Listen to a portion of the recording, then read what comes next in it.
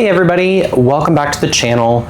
Today we're doing a product review and talking about the Waring Café Deco WCM50P batch brewer.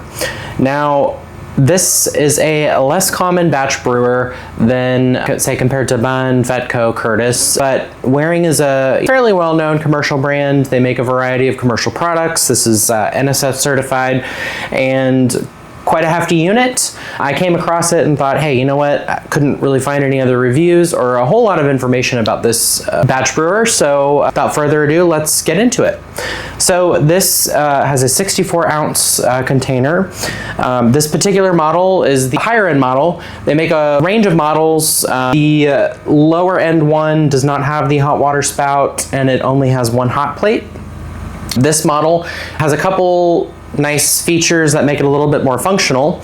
One of them being you can either plumb the machine in or you can fill the tank manually. If it's plumbed, you can use this hot water dispenser, otherwise it's not functional. There's also a model built to brew into air pots.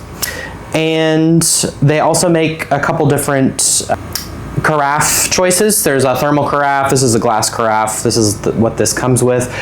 You could utilize the thermal carafe, you would just need to make sure you leave the hot plates off. Typically, I would suggest using a thermal carafe versus a hot plate because when the coffee sits in the glass carafe on the hot plate for a prolonged period of time, it'll start to get a baked, little bit of a roasty flavor to it. I find to be unpleasant. This particular brewer can brew up to 3 gallons of coffee per hour, so it is quite fast. It's got a powerful heating element, weighs about 22 pounds, and it's actually quite well constructed. A lot of metal components, and I've looked in the inside. It's quite beefy and well made. So I do have this unit heated up. I would say it probably takes from completely cold to ready to go with the green light on as about 15 to 17 minutes. And I'm in the US, so this is 120. I do not know if they make a European version, but this is the current model as shown on their website. So there is a little bit of functionality, programmability, if you will, on this model, and it doesn't have pre-infusion or any of those things like some of the Vetco and Beanz brewers do. However, buttons are all manual, so you've got your hot plate toggle switches there, and then your brew switch here. And this is metal. It's got a nice kind of satisfying clunk when you turn it on and off. You can see it's now brewing. It's pretty quick. I'm gonna switch my camera view here so you can see, but on the back of the unit, if you open up this little compartment here, there's a Phillips screw, you'll see here you've got some options. So the auto manual switch, this will toggle between whether you have the manual fill tank selected or you've got the plumb connection set up. It's on auto, that will be your plumb option. And then next to that, you've got some switches here, so you can actually switch between 74, 64, 105, and 85 ounce containers. So it is quite functional.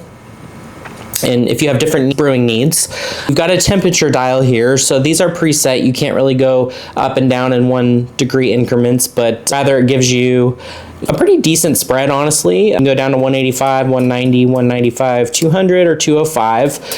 And I find that the temperature on these is quite steady and consistent.